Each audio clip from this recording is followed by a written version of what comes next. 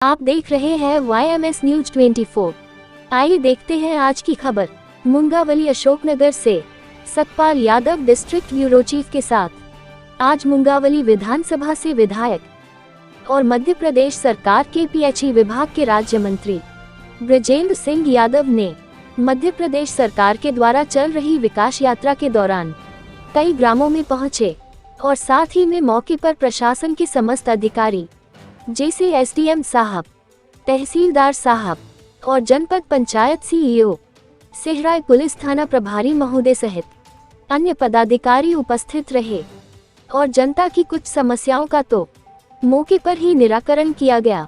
राज्य मंत्री जी ने बताया कि सभी मंत्रियों ने और विधायकों ने मिलकर एक मांग रखी मुख्यमंत्री शिवराज सिंह चौहान जी के सामने कि आप हमें इतना व्यस्त रखते हो कि महीने में कई बार तो भोपाल बुला लेते हो, मीटिंग के चलते तो हम लोग जनता से मिल ही नहीं पाते हैं। तो उन्होंने सभी विधायकों की बात को ध्यान में रखते हुए सभी विधायकों को 5 फरवरी से 25 फरवरी तक का समय दिया है। विकास यात्रा के माध्यम से समस्त विधानसभा वासियों से मिलने का मौका दिया। इसी यात्रा को सफल बनाते हुए कुछ भाजपा के पदाधिकारी और कार्यकर्ता उपस्थित रहे, जिसमें प्रमुख रूप से मुंगावली जनपद पंचायत अध्यक्ष व उपाध्यक्ष प्रतिनिधि धर्मेंद्र जैन और विवेक यादव, पूर्व जिला पंचायत सदस्य आधार सिंह यादव, भाजपा मंडल मीडिया प्रभारी बलवीर सिंह, सरपंच भाजपा सिहराय मंडल अध्यक्ष रविंद्र लोधी, मुंगावली मंडल अध्यक्ष राजेश यादव, सरपंच सिहराय से पूर्व मंडल अध्यक्ष राजकुमार यादव, जनपद सदस्य अमरीश बेस, सरपंच प्रतिनिधि राजेंद्र यादव, पूर्व सरपंच मुलायम सिंह यादव, सरपंच प्रतिनिधि कलांदर सिंह यादव जी और जयराम सिंह यादव जी सहित समस्त क्षेत्रवासियों ने आतिशबाजी कर बड़ी ही धूमधाम से राज्य मंत्री जी का स्वागत वंदन किया।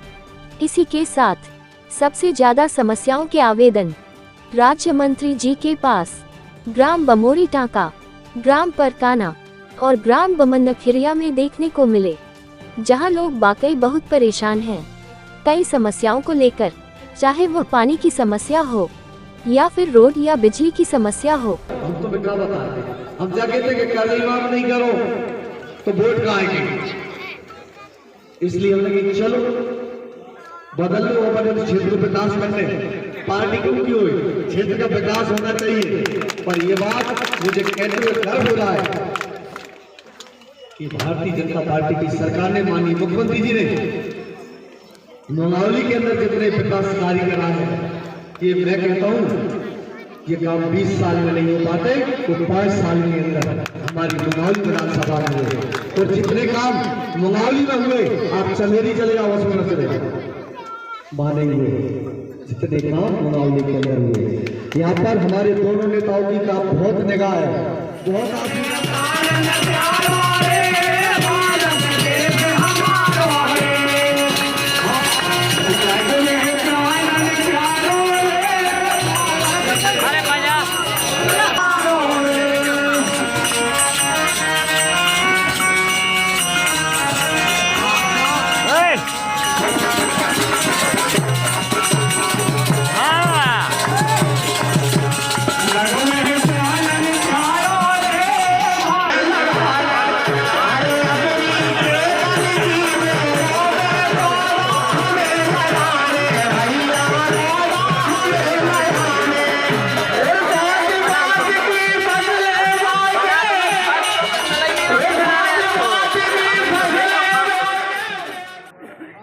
क्या गरीबों का हित किया तुम लोगों ने यार। सरकार इस बात की मत करती। अरे ऐसे व्यक्ति की तो सीओ साहब, SDM साहब, ऐसे व्यक्ति की जांच होना चाहिए और FIR करके जेल जाना चाहिए। तो पहले गए क्या आदमी लोग हैं, मतलब मुझे ताज्जुब हो रहा है, इतने आवेदन अभी तक जितनी पंचायतों में गया 2-4 आवेदन से ज्यादा नहीं आके मुख्यमंत्री आवास, और मैं तो देख कर ताज्जुब मान गया। तो कितने की हो रही है भाई साहब, अभी क्या किया इन लोगों ने। और निश्चित मैं जांच कराऊंगा, छोड़ूंगा नहीं। जिसने उसका सर्वे किया होगा जो भी होगा मैं छोड़ूंगा नहीं किसी कीमत पर। इस तरह से काम किया जाता है, तुमको शर्म आना चाहिए यार।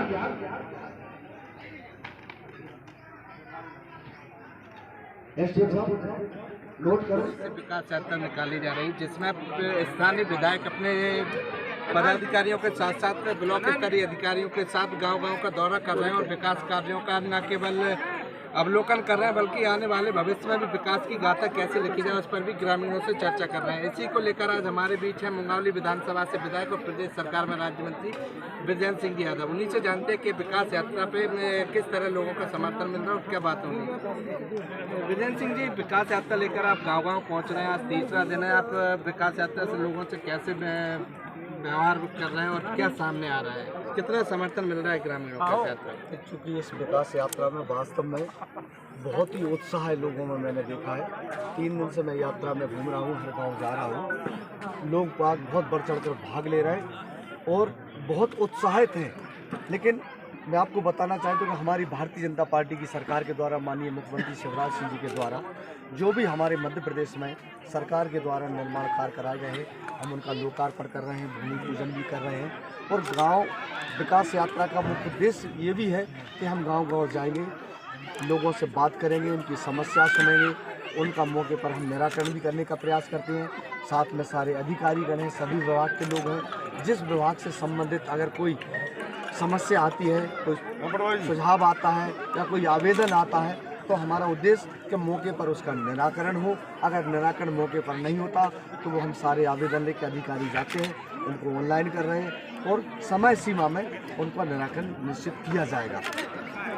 अंतिम पड़ाव तक ये यात्रा कितने गांवों में पहुंचेगी और कितने करोड़ों का ये विकास कार्यों का लोकार्पण और भूमि पूजन करेंगे?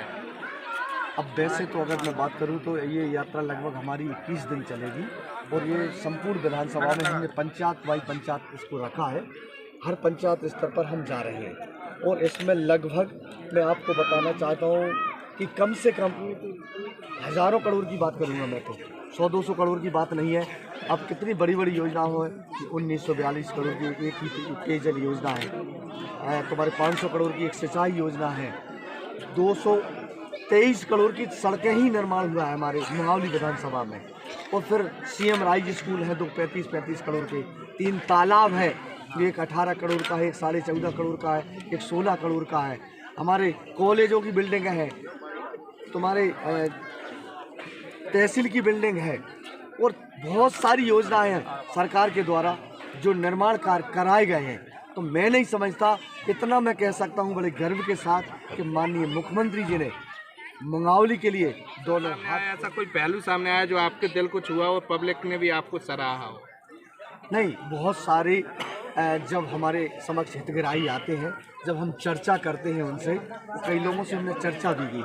कई लोग तो ऐसे गरीब जिन्होंने कभी सपने में नहीं सोचा था, जिनके पास हम बात करें 1000 रुपया भी खर्च करने के लिए नहीं है, मजदूर व्यक्ति है, गरीब व्यक्ति है और वो हमेशा सोचता था कि टपरिया बना के, कच्चा घर भी नहीं उसके पास। पर जब हम उनसे चर्चा करते हैं, पक्के मकान बन के में जाते हैं प्रधानमंत्री आवास में, तो वो ये कहते हैं कि हमको तो सपना सा लगता है। जब उनको खुशी होती है, जब योजना का लाभ मिलता है, तो वास्तव में उस समय हमको ऐसा लगता है कि नहीं, वास्तव में सरकार बनी, सही सरकार बनी, हम जिस समय बने सही समय पर बने और लोगों का जो काम होना चाहिए, जो गरीब का, जो मजदूर का, जो किसान का, वो सारे काम सरकार के द्वारा कराए जा रहे हैं। तो कहीं ना कहीं जब लाभ मिलता है तो लोग दुआएं भी देते हैं, आशीर्वाद भी देते हैं, तो तब हमको आत्मा को संतुष्टि मिलती है कि धन्य वो हमारी सरकार, धन्य ऐसा मुख्यमंत्री कि ऐसे समय में और इतने निर्माण कार्य और गरीबों के हित में ऐसी ऐसी योजनाएं। आप देखिए, माननीय मुख्यमंत्री जी अभी नई घोषणा की है, लोग पेंशन को, हमारी माता बहनें बार बार जब हम जाते थे कहती थी पेंशन बनवा दो भैया, मंत्री जी पेंशन बनवा दो, विधायक जी पेंशन नहीं बनी हमारी। अब माननीय मुख्यमंत्री जी ने घोषणा की है कि मेरी सारी बहनों के लिए मैं 1000 रुपया महीना देंगे हम। अब पेंशन की बात ख़त्म हो जाएगी कि लोग ये नहीं कहेंगे कि हमारी पेंशन नहीं बनी। तो माता बहनों के लिए कितनी बड़ी सौगात है। तो कहीं ना कहीं जब उनको पता चलता है कि मामा ने इतनी बड़ी घोषणा की है तो उनकी बड़ी खुशी होती है, वो दुआ देती है और वो कहती है भैया ऐसा ही मुख्यमंत्री बना रहे, ऐसे ही सरकार बनी रहे, तो कहीं ना कहीं खुशी तो होती है लोगों को जब लाभ मिलता है। बिरेन जी, आखिरी सवाल है, ये आपकी विकास यात्रा 2023 और 24 की पार्टियों की तैयारियों को लेकर तो नहीं, आगामी चुनाव के लिए तो ये तैयारियां नहीं है? देखो, अगर चुनाव की बात करें तो भारतीय जनता पार्टी तो हमेशा तैयार रहती है कि कभी चुनाव करा लो। अब आपने देखा था कि अचानक उपचुनाव हुए थे, हमारी पार्टी तैयार थी, एक तरफा हम जीते, सरकार बनाई हमने, पर ये चुनावी कोई सभा नहीं है और चुनावी कोई यात्रा नहीं है। चुनाव को तो अभी काफ़ी समय है, लेकिन मैं मेरी बात करूं, एक मंत्री होने के नाते चूँकि इतना समय नहीं मिल पाता था कि हम क्षेत्र में पूरा समय दे पाए, तो हमने माननीय मुख्यमंत्री जी से निवेदन किया कि हम लोगों को एक यात्रा बनाई जाए, जिसके माध्यम से विकास यात्रा के नाम से हमें यात्रा निकालें, हर गांव में जाए, हर पंचायत स्तर पर जाए, लोगों से रूबरू हो, बात करें, उनकी समस्याएं सुने, उनका समाधान करें। तो ये हम लोगों ने निवेदन किया, तो उन्होंने ये यात्रा बनाई है। ये चुनावी यात्रा नहीं है, ये तो केवल जनता से मिलने की